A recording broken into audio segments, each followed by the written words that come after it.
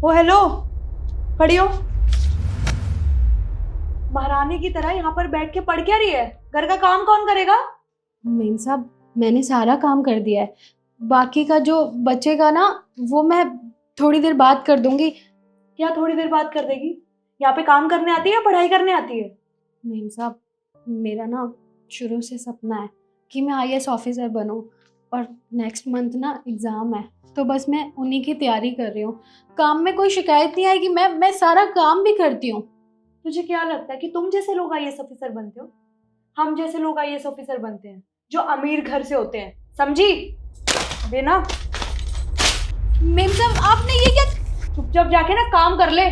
बनाऊं तुझे IAS officer? IAS officer बनेगी।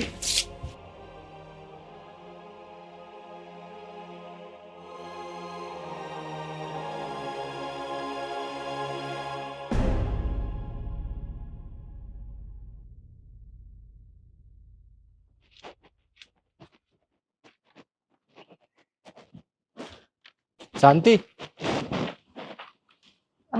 जी भैया। देखो, मैं माफ़ी चाहूँगा अपनी पत्नी की तरफ से।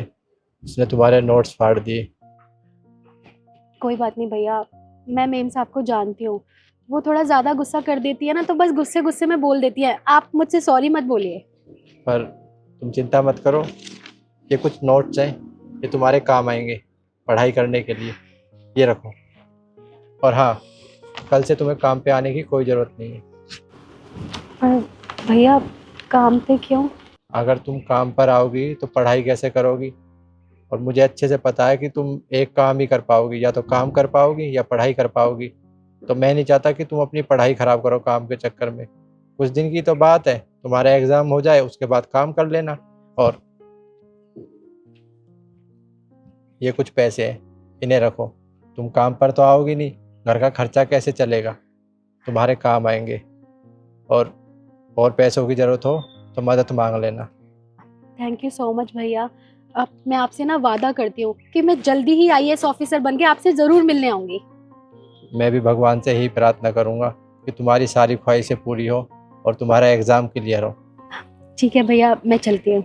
ठीक है, अपना ध्यान रखें।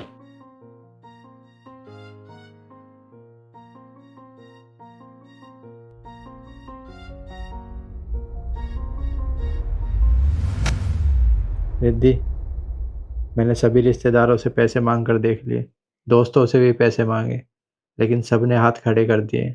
और तुम्हारी तबीयत दिन ब दिन खराब होती जा रही है। तुम्हारा इलाज करवाना भी बहुत ज़रूरी है। समझ में नहीं आ रहा है कि पैसे कहाँ से लाऊं, किससे मांगूं, किससे मदद मांगूं मैं। तो एक काम करते हैं ना तरुण, इलाज कराना क्यों है, रहने देते हैं। जब कोई अपना ही काम नहीं आ रहा था। तुम कैसी बात कर रही हो? भला मैं ऐसे कैसे होने दे सकता हूँ? मैं अपने होते हुए तुम्हें इस हाल में नहीं देख सकता। मुझे चाहे कुछ भी करना पड़े, मैं तुम्हारा इलाज ज़रूर करवाऊँगा। मैं एक काम करूँगा, अपने इस घर को बेच देता हूँ और हम कहीं किराए पे रह लेंगे। घर का क्या है, घर तो हम फिर ले लेंगे, लेकिन इस समय तुम्हारा इलाज होना बहुत ज़रूरी है। तरुण, तुम तुम इतना सब मेरे लिए। लगता है कोई आया है। अभी आया।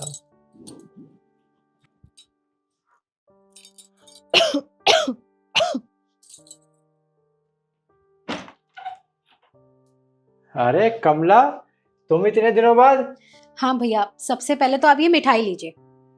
मिठाई? लेकिन मिठाई किस खुशी में? भैया, मैं आईएएस ऑफिसर बन गई। मैंने आपको कहा था ना कि जिस दिन मैं आईएएस ऑफिसर बन जाऊंगी आपसे मिलने जरूर आऊंगी। तो देखो, आज मैं आपसे मिलने आई हूँ।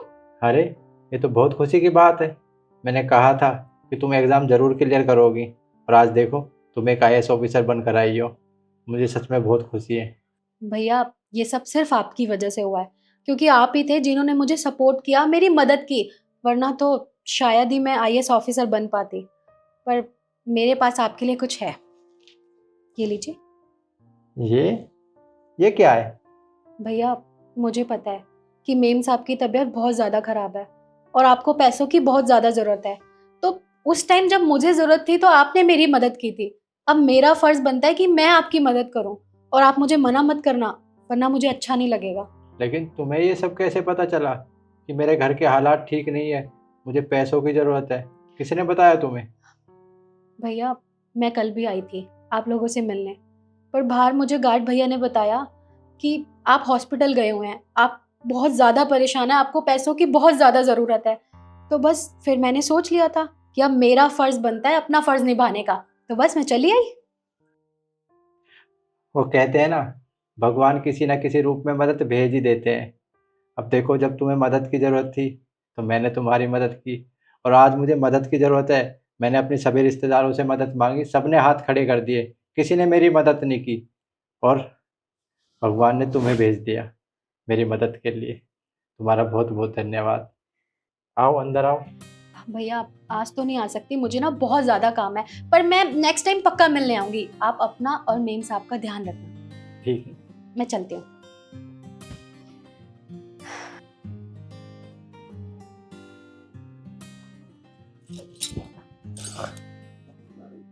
वो कहते हैं ना कि भगवान किसी न किसी रूप में मदद भेज ही देता है। हमारे घर पर काम नहीं करती थी कमला, हाँ, वो IAS ऑफिसर बन गई है और हमारी मदद करके चली गई।